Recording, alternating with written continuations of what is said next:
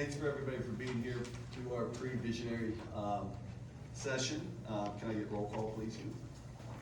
Ms. D'Angelo Steele. Here. Ms. Liskinen. Here. Ms. Martindale. Here. Ms. Peterson. Here. Mr. Bosso. Here. Starting out, we're having this pre-visionary session. We're gonna have another one of these on the 10th, and then we'll have our visionary session on the 26th. So this is kind of to get the board ready for the visionary session. So I'm gonna hand it over to Mr. Banks. Very good, thank you. Just to repeat, as you may know, the board has designated time on February 26th to hold a visioning session.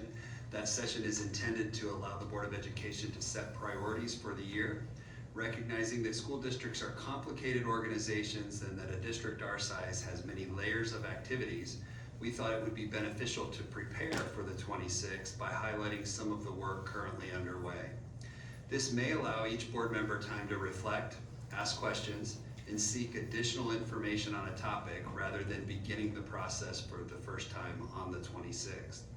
Tonight, Dr. Bowser will lead us through a very quick review of some of the items from the academic team, and on February 10th, we plan to discuss the efforts of the operations side of the district. Since we are on a tight timeline tonight, it is likely that we will not have time to answer all of the questions regarding a topic. However, it would help us if you could alert us to items that you feel may rise to a board priority level in order to prepare us for our time on February 26th. As a reminder to all in attendance, we will have a transition period at the conclusion of this work session to go to our normal seats and adjust the audio. So with that, I'll turn it over to Dr. Bowser.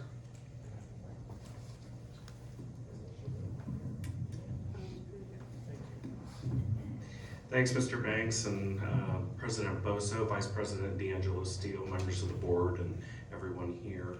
Thanks for allowing us an opportunity just to talk about some of the great things that are happening. I'm going to kick it off, but the people that I work with are the ones doing and leading the hard work with our teachers, so they're going to spend most of the time talking with you. But I wanted to set the stage with just three key things. The first is to keep in mind our clear goals for the district. We have two. They're succinct, and hopefully the idea about clear, concise goal setting is that everyone can repeat them, share them, and we can find a place in them that we keep prioritizing what we're doing. And the first one is raise achievement and opportunities for students. It's pretty clear. And the second one is to create environments in places where everyone feels like they belong and can engage in the work to grow to be their best self. And so with that frame around, I also wanted to highlight just quickly some of the work that we are undertaking as a department this year. For those of you that have served on the board for a while, you may recall that we work in 7-year cycles and 6-year cycles. All of the work can't be done at one time. And so in this 7 and 6-year cycle, the work that is underway is we are working to finalize the grades 7 through 12 math material adoption, which we plan with our teaching staff working hard to bring that to you in late spring for both a reading and public input, and then a final vote. We are also in year 1 of the review of the social studies course of study. The state is dragging their feet a bit, and there's a bit of flux there, so that team is underway, but we're waiting to see what happens with some of the standards in that area.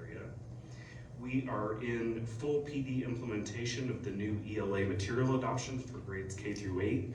You've heard me say this many times, those of you with whom I've spoken often, that our teachers are working their tails off. They're not only learning something new, but they're keeping the doors open and teaching every day with our students. We also have PD implementation underway with the new world languages and visual arts materials that were adopted last year. We are engaging in a 6-year review cycle of the grades K through 6 report card. Dr. Gerard and Dr. Spain are leading that.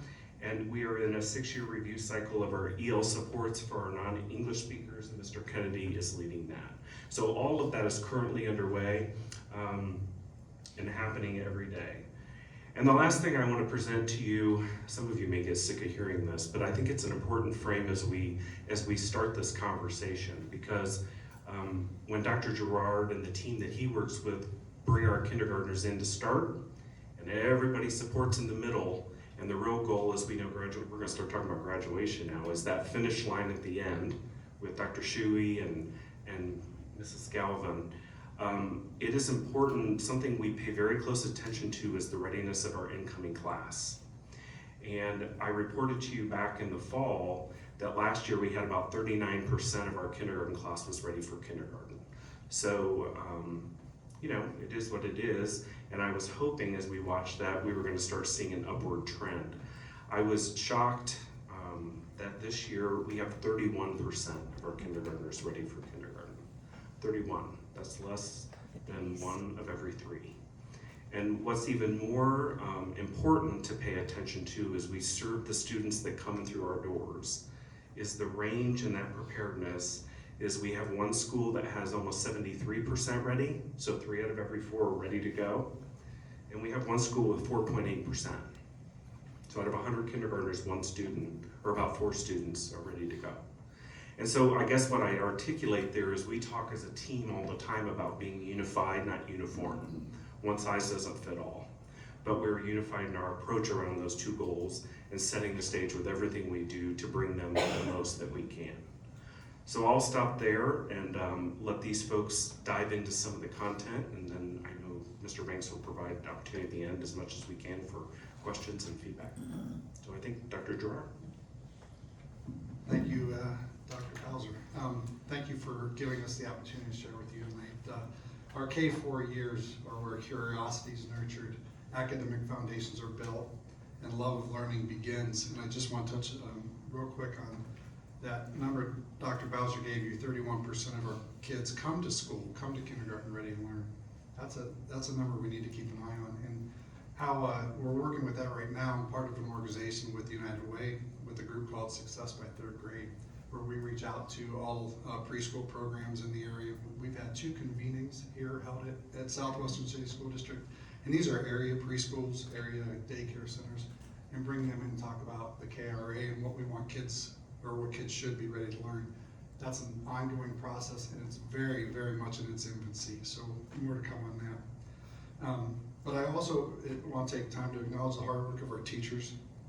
They are doing a ton of work and working hard and rigorous and just focused for this year with our incoming HMH and the changes in the district. So as you know, the science of reading is in place. We have over 800 of our teachers that have taken the modules and passed the module courses.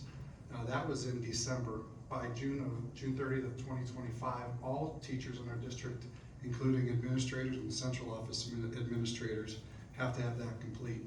I do believe Dr. Bowser was the first one to complete the science of reading. So that's something to keep an eye on. Just know that that is a foundation for our learning for our teachers and our administrative team. You've heard about the HMH implementation. Margaret Towery last year led a committee to look at all the curriculum, and I reached out to her just to find out how many curriculum models we looked at. She said every single one that was approved by the state last year. Our teachers did a lot of work around that. They adopted the HMH. They liked the comprehensive component of that program. It's a full comprehensive ELA program from phonics to reading to writing, and we are in full implementation of that currently. With that said, I want to talk about that implementation process. We have, HMH has provided us embedded staff development. We've partnered up 2 elementary schools together. They come in and they'll meet half a day with kindergarten teachers, and they'll actually go into classrooms and lead what that instruction looks like. The first round ended in December. The next round starts in February 3rd. You're welcome to come see what that's like if you'd like. We focused on the online curriculum because it is a massive curriculum. There's a lot of resources in that our teachers can't use all of it. We focused on the phonics, obviously the explicit literacy instruction. But each grade level gets 2 half-day embedded opportunities to learn that model. So we're really excited about that PD. Also with that, our literacy coordinators, Jackie Wisman, Leslie McBain, Margaret, they're also included in that opportunity as well. One thing that we've learned in the first semester is our students are getting their phonics. They're learning phonics. They're learning how to decode, but we're missing the transition from that into reading and understanding and comprehension. We're really working hard on that. We've got some, we also identified that writing is an area that we need to add some more focus on. The HMH curriculum has a writing component, but we don't feel it's robust enough for our students, so we're working on building platforms for that. And we also took time during those PDs to look at a Mirror, which is an online reading program that builds to the students' learning. It's a really, it's an intervention, 30 or 15 minutes a day, 5 days a week. It's an individually based, so they can do that during the group work or individual work. Along with that, we're supporting the instruction with what we call knowledge building weeks. Knowledge building weeks were designed to help the teachers as we go through the modules. So modules are about 4 weeks in length. That 4th week is what we call a knowledge building week, and we integrate all the other content areas that teachers are struggling with getting in during the week. So we integrate science, math, social studies, and language arts. It's a thematic unit. It goes on for a week. It allows teachers to reset, but also focus on content areas that might otherwise not have that focus right now. We also have some schools engaging in what we call professional inquiry circles. That is also another opportunity for embedded teacher PD, where Jackie will go in, she meets with grade level teams. It's building focus though. So buildings identify areas where the students need work. They have professional inquiry circles, we call them PIC. They meet, they discuss what they want to do, and then they go back out to the classroom and model best practices. So that is to support instruction across all content areas. Right now the focus is obviously on math and literacy. I want to talk a little bit about our math and our math protocol. You may or may not know that Ready Math changed the K-1 curriculum a little bit last year, which embeds geometry into every lesson. So that's new for those teachers too. Like I said, they're not only learning HMH, but now they're also learning a little bit of a new math curriculum. So that's a big shift, but we're still instructing young mathematicians, critical thinkers, and they're working hard. We have embedded an assessment protocol for formative assessment. What that looks like at the end of each module, there's module assessments. Teachers take 1 or 2 questions out of that module assessment, and they do 2 things with it. They sit with the student and have a one-on-one interview to understand what that child's thinking and learning. Right? You can get a lot from a conversation. It's about a 1 or 2 minute conversation, and the other pieces are written assessment. Teachers then take that back, and what they're looking for out of those 2 questions are the depth of knowledge. So they're looking at depth of knowledge level 3, which is analysis. Are they analyzing what they're learning? This is kindergarten, 1st graders. And then the second question, or are they reaching that depth of knowledge 4, which is are they able to correlate it and connect it to the real world? So that's the purpose of that, and then to drive instruction. Then the last thing that we're working on is a standards-based report card, like Dr. Bowser mentioned. We have 28 teachers throughout the district working on it. We've had our 2nd meeting. Our goal for that is to build a more informative standards-based report card that informs parents, informs students, and that can also drive instruction. The feedback, we surveyed all of our K-4 parents, teachers, and administrators. This is, I think, impressive. 570 parents responded. I think that's a great response. 145 teachers and administrators responded to that survey. So this committee did that survey. Right now we're in the phase of each grade level has created a draft, and then we'll come back together and look at that draft and see if it's meeting the parents' needs, the students' needs, and the teachers' needs as well. Today we finished up our 16th mid-year data review. My team, which is Margaret, Jackie, Leslie, the instructional coaches, we go out to every elementary school and we meet with their team for 45 minutes. What we're looking for is, one, how's the HMH implementation really going? How are students responding to that new instruction? What can we tweak? What can we add? What can we differentiate? And then we look at student data, and we'll revisit that in the spring, 16 more visits, and look at our baseline and our finish line, so we can get ready for the next school year. That's it. Man, I also got that. Good evening. Thank you for the opportunity to talk to you tonight. I'm excited to share the hard work of the middle grade building. So as Dr. Bowser mentioned, the kindergarten readiness thing doesn't go away by 5th grade, but teachers have worked really hard, K-4, to get as much growth as possible, and we really continue that work in the middle grades. So a couple of the things to highlight, our ELA data from last spring shows that we are growing students, particularly in writing. Writing has been a focus for the last few years, and we're calling it writing across the content, which basically means they write in every class. There are lots of strategies that we're using, and they kind of vary by building and by team. But the OST really looks at, it's sort of a gamify model, if you will. I'm gonna use that term, because there's a certain number of words a student needs to write to get full points. There's a certain amount of restating and elaboration that need to happen. And so teachers are really spending a lot of time building up student writing perseverance and stamina, because if they just write one sentence, they won't get full credit. They have to meet all the points of that writing assignment. But we're really showing that we're growing those kids in 5-8. So the building focus has been successful. We do that in some timed writing activities, a lot of elaboration strategies, and nonfiction texts, and getting kids to read nonfiction and then be able to write about it. So as another part of that, we do have a new curriculum in grades 5 and 6 that was adopted and for rollout this year. It's called ARC, you might have heard of it. Teachers are working really hard, as Dr. Gerard and Dr. Bowser mentioned, to learn it and fly it all at the same time. And they've been so dedicated to it that in October, many of them came together as teams to get some PD early, because the process of the professional development was gonna be rolled out throughout the year, and teachers didn't wanna wait. So we spent some time together in October. We've had a lot of support from our literacy coaches. They've been amazing in this process. We just had a Park Street day today where literacy coaches have been invaluable. So really wanna highlight their work. This curriculum is based in the science of reading. It is complex, it is at grade level, and so when you have kids already a little behind, we've gotta get them to the grade level standard in order to get that proficient. So that's the constant struggle that teachers are facing. This new curriculum, though, should really help to increase scores on the OST, because it's got lots of interventions built in. So I wanna highlight that, as well as the dedication of the teachers. So in math, our teams have been working on some research-based instructional practices alongside our math coaches, just like literacy. We're doing a lot of side-by-side coaching, and we're still in the iReady curriculum. They have presented at a national level conference, 2 of our coaches, on effective coaching strategies, and I wanna highlight that because they've been very impressive in that.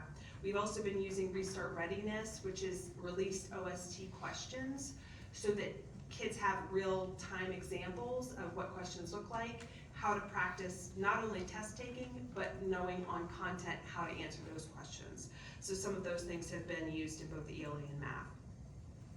CTE electives, which is the only thing I feel like I ever get to talk to you about, we're continuing to strengthen those courses and make them as engaging as possible, because the point of them was to increase students wanting to come to school, feeling a sense of belonging, especially if they were struggling in a content area, and really get them aligned to something in high school that if they really enjoyed it for 9 weeks, they could pursue it. So that's something we've been working on this year. We've added an additional pathway with IMD, or interactive media design, which is also here offered at the Career Academy.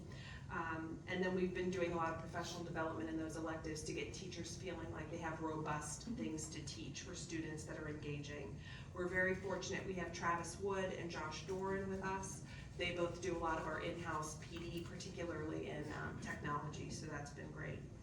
And one of the other things I want to highlight is the cell phone policy. It's been such a big help, and I need to thank you, because it has decreased in discipline so far this year. We've seen a 10% reduction in fighting and in drugs alone. We're hoping that it helps overall. So thank you very much for those. A couple of focus areas for us, we're constantly on attendance. We have some unexcused absences that we're constantly working on. That's trying to just raise that number of disengaged students for whatever the reasons. We know if we lose them by middle school, we're gonna have a harder time getting them through the high school. So that's been something we've been focused on. And in PBIS, going to that sense of belonging and engagement, we're trying to get something the same in every building. So the 5-6s will all have house systems by next fall, and the 7-8s will have class bank or class equity. You might have heard it either way. It uses a monetary system that students can earn money to do things like sit in the teacher chair for the day, or some little incentive, buy something from the school store. So we're trying to both use finance and an incentive to get kids engaged and involved and feel like they belong. So all of those will be rolled out in some manner within the next year at every building, but building teams decide what fits them best. So those are the two things that most of them are using. And then finally, parent engagement activities are always a highlight for us, and we've been increasing that exponentially, but that also vary in opportunity based on grant funds. So some of them have lots of grant funds available to host nights where there's food and lots of activities, and others do not, but maybe have a muffins with mom or something like that that they can get their PTA to rally behind. In addition to all of those things, we're also trying to strengthen our intervention and enrichment time. So every building has a block of time in their schedule where an iReady assessment lives, or some other type of assessment, diagnostic assessment. But we want to schedule that and use that as wisely as possible. So teachers can use that for small group pullout, that could be individual instruction to meet IEP needs, all of those things. So that's something we're looking at efficiencies with. And that's it for me.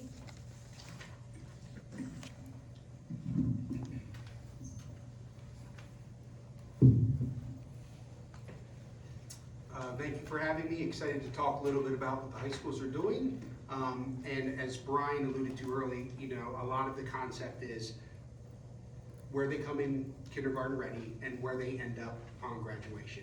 And what happens in between is obviously the meat of what we do every day. I used to think graduation was, where, our ultimate goal, and it's really become clear to me in this position, it is absolutely not the goal. That is the beginning. Graduation is, the expectation. It is what we prepare them for outside of high school that matters the most, right? So that being said, still we've had the highest graduation rate in the history of the district, and we are projected to have an even higher graduation rate this coming year. We have earned 3 stars on the report card for the first time, and that was not by accident. We have taken very deliberate steps to implement some strategies and initiatives that are helping students become more engaged, pair their interests with what they want to do post-graduation, and connect that to what they're taking in classes. And in doing that, connecting their interests past high school to what they need to take in high school to get there, we're graduating more students. So we do currently have the highest number of students ever accessing rigorous coursework and career tech courses, and I will not steal Christine's thunder. I will let her talk a little bit about that. But last year, we had 1,000 students taking College Credit Plus courses, 1 or more. We've had the highest amount of college credits earned while still in high school ever in the history of the district. We are saving the community, taxpayers, parents, families, millions of dollars, not only in college tuition, but in textbook costs and everything, all the other ancillary costs that come with that. That being said, we are also this year we're running 3 pilots based on grants. This is the 3rd grant that I've been involved in since I've been in the seat, and this one would equal about the 23 million mark of grants that we've brought into the district to provide services to prepare students for post-graduation. And the 3 that we are currently working on, the first one is called Graduation Alliance, and this one is actually for recent graduates that for whatever reason graduated, maybe had a plan, didn't follow through with it, or something happened, life circumstances, unforeseen circumstances, but they're looking for employment. So we have provided Graduation Alliance, a partner organization, with contact information to our students in our community currently, with reaching out to them and providing them job opportunities, trying to employ more people. Even in the messages, we will care for you and we will support you even after you graduate. Once you're in our community, you are permanently in our community, and we believe that firmly. So that is an exciting pilot. The other pilot that we are doing is called the Job Center at Franklin Heights High School. And what this is, it's in a partnership again with county services, where there will be a career specialist housed in Franklin Heights, working with current students, helping them through their interest after high school, and basically pairing them with jobs that are in high demand, living wage jobs in the community. We're hoping this pilot is successful. If it is, we will be hopefully expanding that and scaling that up. The third is really exciting. We've just started having conversations in partnership with the Educational Service Center of Central Ohio, with I Know I Can, and with Columbus State Community College. It's called Gear Up. And basically what this does is provides a person, it will ultimately to hopefully a person in all the high schools and middle schools, but right now we're looking at a feeder pattern, our most in demand, and what we chose was Norton to Westland. And basically what this is, it's an additional support that not only helps students with their graduation plans, it helps them identify whether they are looking to enlist, employ, or enroll. So we have them either going into military, into the workforce, or into college, or any variation of those pathways. We want students to be able to go on and off a pathway depending upon how their interest shifts and changes. So we are looking at those. This is also much more expansive than what I just mentioned. It does involve looking at multiple platforms for our students. We're currently using Zello, but one of the platforms we're looking to maybe transition to is called School Links.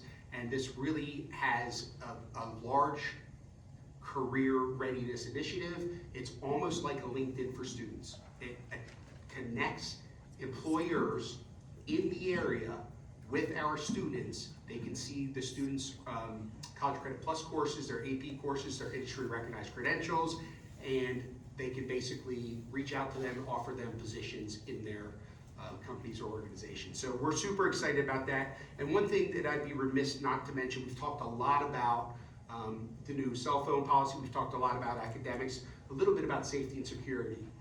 The high schools this year, Mr. Banks connected me with Nationwide Children's Hospital and a man named Mark Dutrek that is training every single building to be AED certified in compliance, which means anytime there is a safety concern, if somebody goes into cardiac arrest or has any issues, everybody in the building is within 3 minutes of a device to get to the person in distress.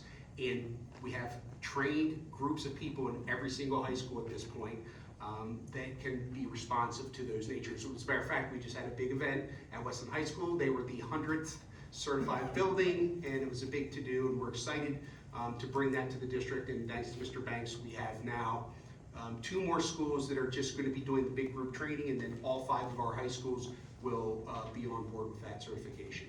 So safety and security is always, you know, we want to make sure students feel comfortable and safe, and our staff and community that enter our buildings also feel safe in what we're doing. So that's what I have.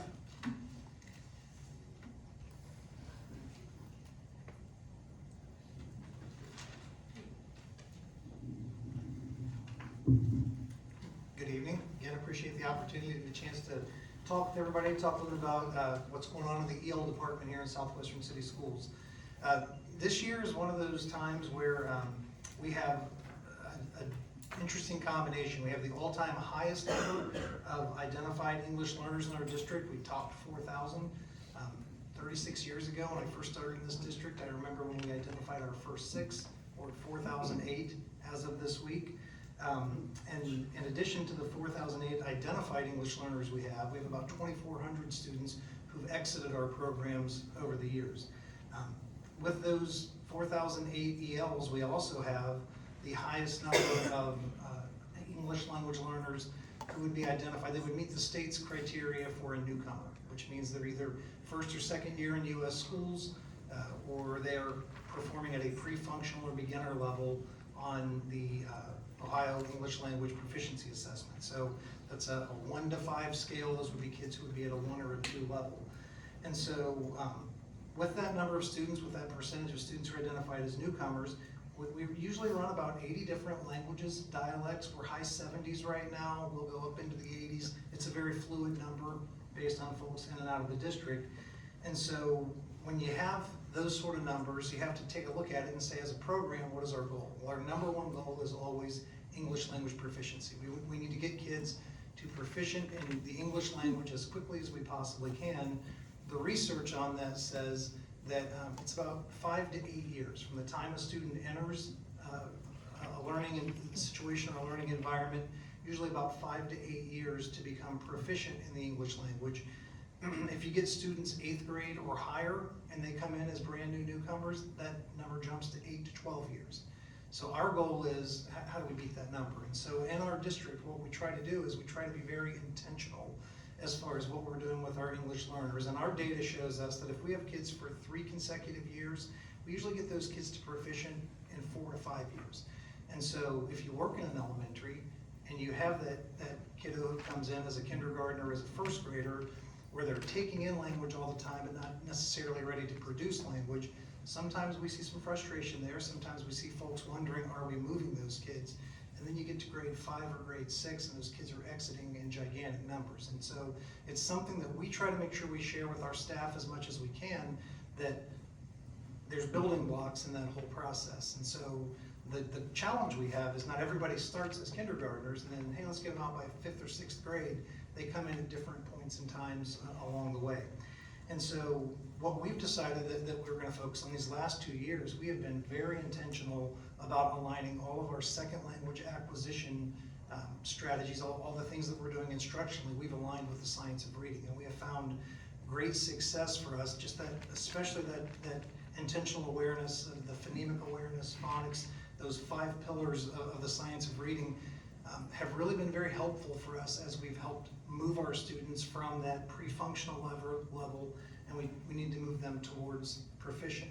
By the time we get kids from pre-functional to beginner, you can see it really starting to take off with them. When they get to the intermediate level, they're ready to go. A lot of our data says that by the time kids get to a 3 on a 1 to 5 level, a lot of those kids are able to score at the proficient level on a lot of the content area OSTs that they take. And so it's fun to watch them move through those different stages. And again, once we get to that level 3, level 4, those kiddos are ready to go.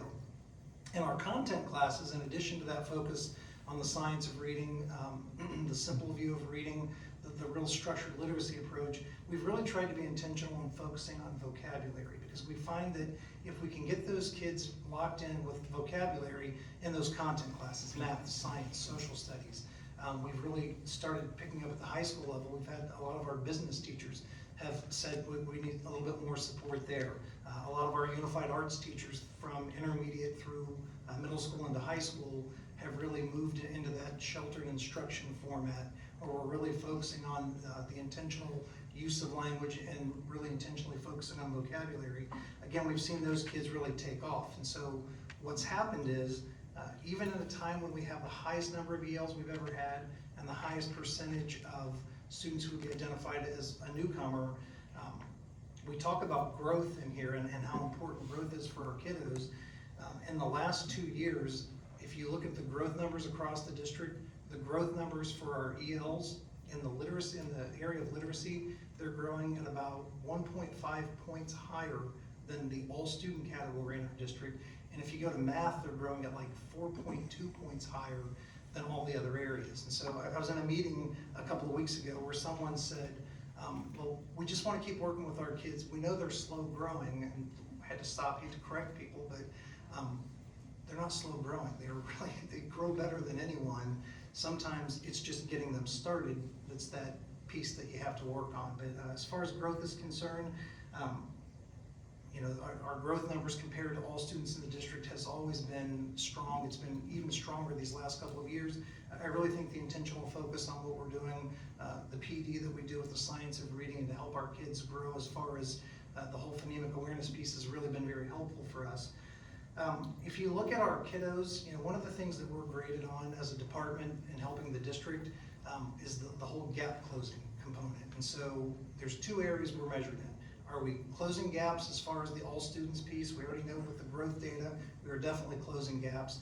The other area though that we really have to make sure that we hit is what's the percentage of kiddos who are getting to proficient?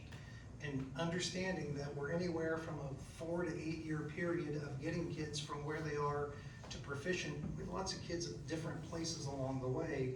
But if you look at our data from the last 5 years, an average of 81% of our kids have scored at the progressing or the proficient level over the last 5 years. It has been constant growth over these last 5 years, and it's why we have 2,500 kids who've exited the program.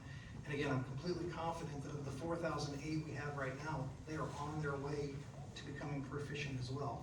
Those numbers are important because if you look at Central Ohio, there are 12 districts in Central Ohio. We are one of 11 districts that have either met or exceeded the gap closing component over the last few years. If you look at the Urban 21, which we're part of around the state of Ohio, we're fourth of the 21, the Urban 21 districts. And so we have a wonderful staff. They work hard.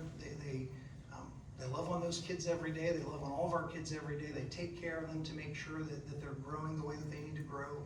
And again, I feel like the very intentional focus that we have following the guidelines established by the state around the science of reading has been something that's been very helpful for us.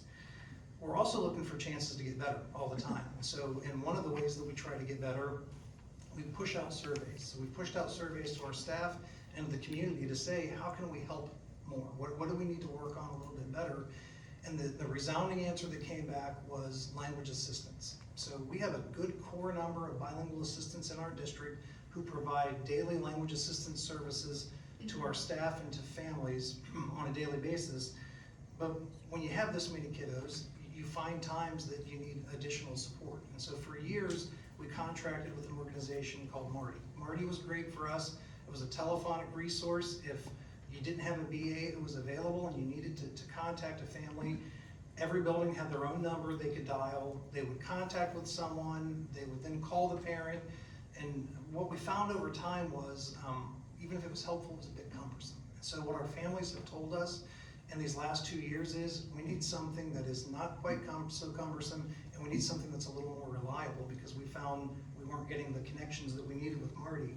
And so working with the Ohio Department of Education and Workforce, working with our friends in Columbus City Schools and their enrollment center, they recommended we take a look at something called Propio One. And so working with our technology team in the district and working with our communications department, we've been able to stand up this Propio One service. Propio, it's more commonly known as Propio, it's more of a video resource. And so if you go into any of our buildings in the district, including food services, transportation, our preschools, if you go anywhere in the district, you will find in the front on a cart a device so that if a family comes in and says, hey, I need to talk to someone and English is not their primary language, we can open that up, we can determine a language, we can within 6 to 12 seconds have someone on the screen ready to communicate with the parent to help them communicate with the folks in the front office.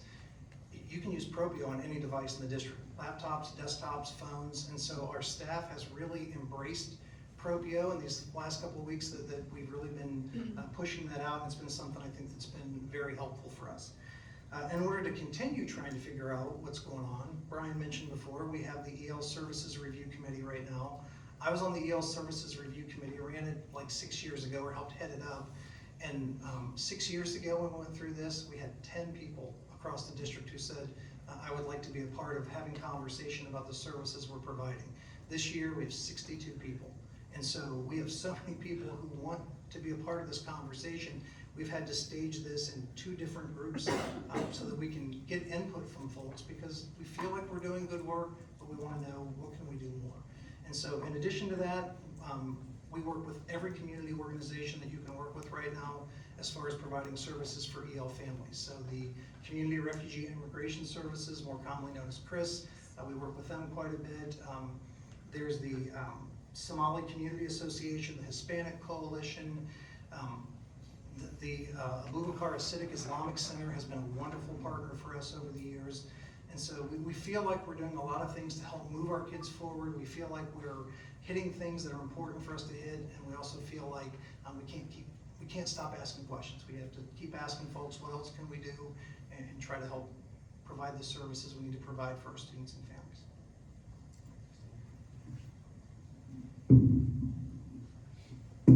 Hello. I'm going to talk about special ed here for a second. One of the first things I want to share with everyone is that we received our special ed annual rating, basically like our report card for special ed. And for the second year in a row, we had met requirements. That's the highest you can get. And what was nice, and I was so happy about it, because we were projected not to make that. So they gave us an example using our data, said, hey, you're projected not to make meets requirement. So we did a lot of forward, to try to get that, to make sure we were compliant and we met requirements, so we were happy about that. Something else that I've been working on with personnel, I presented at a national conference in San Antonio, and part of that was that I got to see and work with different agencies and companies, and I found a company called 321 Insight, and that company is about parapro training, and it's short, it's quick, it's little sections of time, so we're able to train the parapros everything from a general intake, kind of this is what you need to know basics, to let me give you some more training in PBIS, let me give you more training with behavior supports. So that's really exciting. We've also, in our department, been exploring different behavioral supports. We've got a pilot going on with some social skills pilot with our K-8 ED kids and CrossCat, and then a few of our buildings. At the intermediate school, we are doing the Circle of Courage, which we will be expanding. It currently is only in one building, but next year we will train all of our ED units in those. And then at Westland High School, we are using class equity as well there. So those are big steps for our teachers and coordinators to get on and understand and figure out the process for them. So it's taken a lot of time. One of the other things that we've done, you guys may have seen, Grove City Parks and Rec has put out their adaptive skills program. There was an email today about it. And we sat with them, we met with them, we talked about what our students needed, what our parents needed, what they wanted, and we continue to meet with them to kind of keep up to date about questions they have and things that they can offer. The last thing that we've really been working on as well is professional development all around. So not only for the parapros, but our special ed teachers. We are doing special education meetups, monthly meetups, and we meet here once a month, and teachers can come. We have our SST for compliance here, as well as the coordinators, and they can meet, sit, talk. We do training, and like give some updates. So that's been really exciting that, you know, we're starting to get people to attend it, obviously. It's after school. And we've also been doing the same thing for our behavior focus units. So starting in October, we started doing them every other month. So we've done 2 so far about just different issues that we see in our behavioral units. Like before Christmas, we did one on how the behavior is going to change during the holidays. You know, this is what to expect, those type of things. So that's been great. At our high schools, we have been doing a multisensory pilot with a Logic of English. So at least one person from every high school is on this pilot, and they're testing a different way to implement multisensory for the kids. So those are all really exciting new things that we've been working on. The thing that's going to take our most of our time is we have a preschool audit. So in the entire time I've been in the district, we've never been audited by ODE or ODU. Well, now it's preschool. So it is a level 4 audit, and they will be in district talking with staff, teachers, paras, administration. They're going to be looking at documents. They're going to be digging into all the pieces and parts. Unfortunately, they've only done this one other time last year, so we're kind of the new end of testing, so we'll see how it goes. But that will take up a lot of time in the spring and into next school year. So it won't be over by the end of the school year. So that's it for me. Okay, thank you. So thank you for the opportunity to come and share tonight about Career Tech. I could talk about Career Tech all night, but I promise I won't. There's lots of exciting things that are happening with Career Tech, so I'm just gonna share some of those. One of the things that I just wanna start out with is all of our Career Tech pathways have to go through what's called a quality program review, where the state basically looks at everything in our program, from the courses we teach to work-based learning to business advisory council to the results that we receive at the our end of course exams, which are called web exams.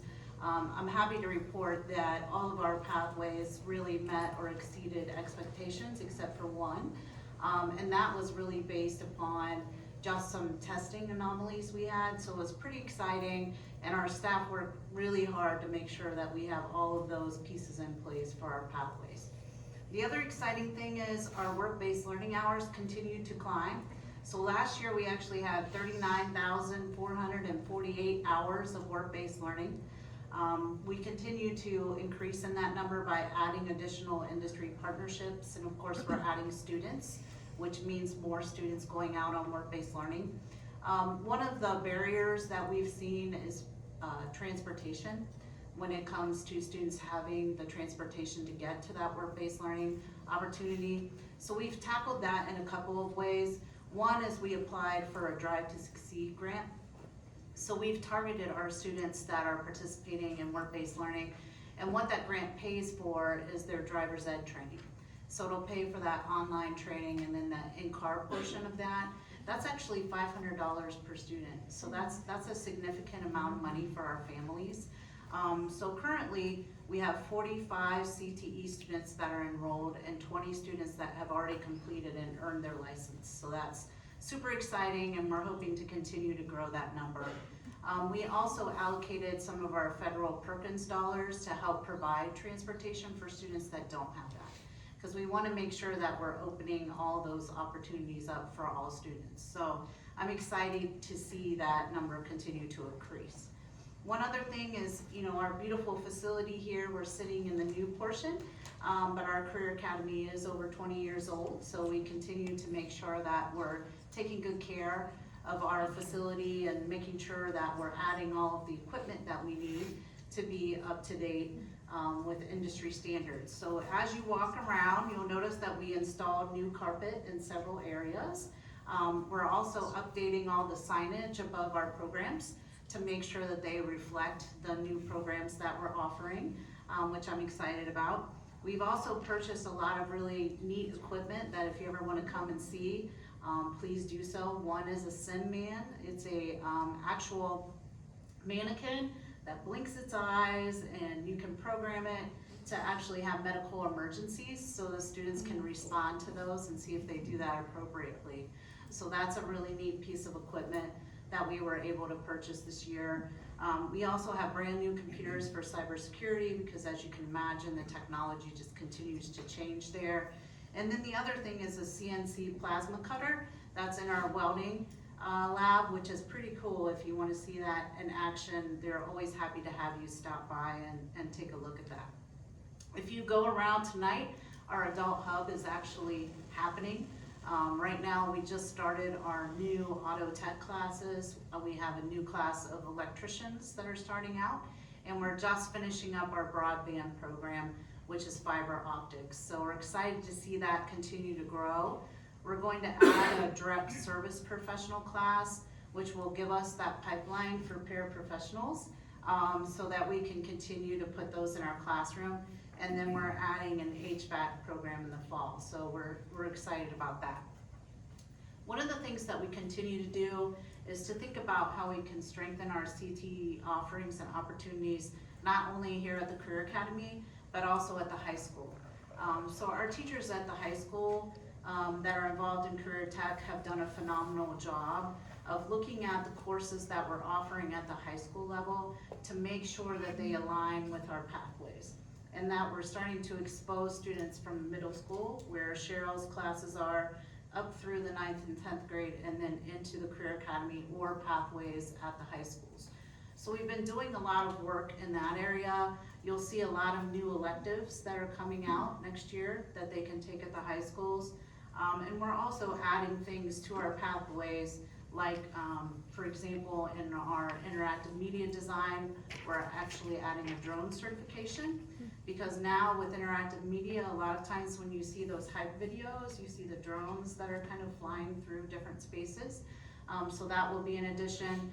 And in our medical data management, we're adding a medical assisting component, because that's really where the jobs are. So our focus is always to continue to look at what we're doing, look what the in-demanded jobs are in the region, and then just continue to make sure we have the equipment, the materials, and the curriculum to prepare our students. So we're excited. We have an open house coming up to kind of highlight all of the new additions, so would love to see all of you there if you would like to do that. That's on February 7th. So thank you for letting me talk.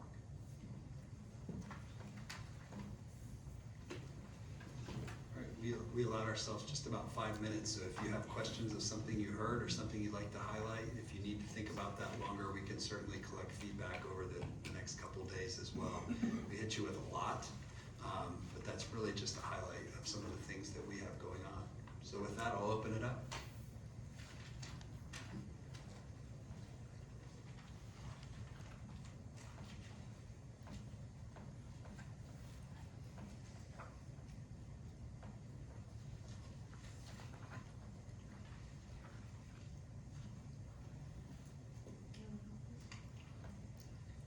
I'll turn the mic on.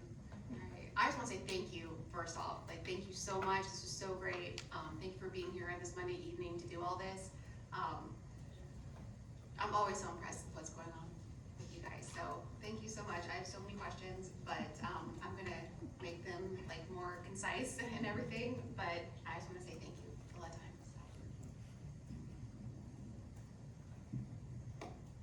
Awesome, thank you. Took like 4 pages of notes, so a lot to think about and digest. But one thing that, I don't know if there can be a quick answer to this, but the kindergarten readiness. For the person who may not know much about what are some of those targets or standards that we need to see for kindergartners coming in, and is this something where we could potentially launch a campaign for people who have, 3-year-olds and 4-year-olds to encourage them to do things? And we might already be doing that, so I hope that well, I know that we're doing that in some ways, but maybe expanding on that, some campaigns on. You bring up campaigns, Dr. Lusher, when we talked at the last executive session, we talked about, can we maybe gather things, materials that we can get out to those families. Working with that Success by Third Grade group, that's what we're focusing on, and trying to hit the daycares, the churches, the preschools, and try to just get them curricular materials, books in their hands. What KRE is looking at is letter recognition, number sense, the basic things. So when the kids, remember, we have to give the KRA before the first 20 days of school. So those children have had no schooling, some of them. They may have preschool or daycare, but if we can hit the preschools and daycares with resources, that would help us. If I may. Yeah. Speak loud. So one of our goals is to make more room for career and technical programming here in this building, and as you know, our student enrollment center is currently housed there. So in addition to the outreach piece, to look at our enrollment processes to enhance not only, signing kids up for the Imagination Library, but also partnering and getting those resources in their hands. Because really, when you look at letter identification, a lot of it's just exposure. And I think that's something easy that we can start to partner with our families so they don't feel intimidated about that work. The other thing too with numeracy, when we look at that piece, that can be easily integrated as well. So we're looking at our enrollment center as an opportunity for that too. Yes, and then my only other thought about it, and this is just conversational because that's what we're here to do tonight, is maybe kind of getting some of those highlights out to parents. Because I have an education background, so I knew when I had my children what they needed to know, but not everybody does. And clearly not everybody does, or we wouldn't have 31% readiness coming in. So maybe just getting out that information, because I would just think maybe just, somebody that doesn't have a background in education might not even exactly know what does my kid need to know before kindergarten. So it's just a thought, but I think all of those ideas, getting that information into places where people with young children congregate and getting them that information is a good idea.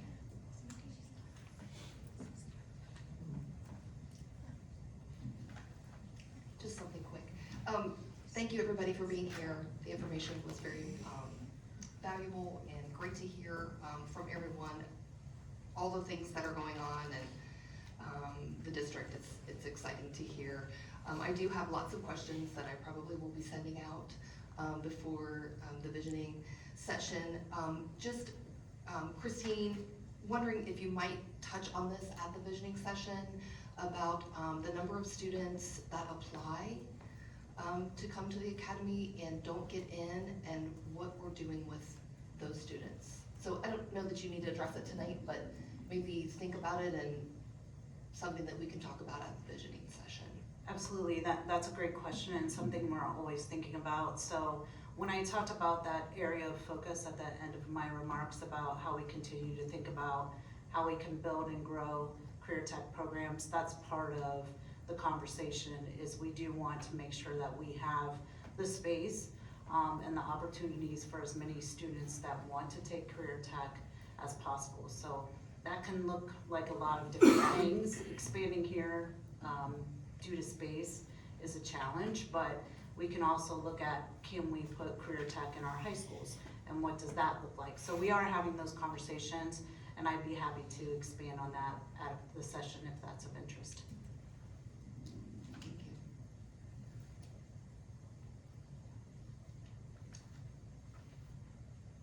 Anyone else? Thank you guys so much. Thank you.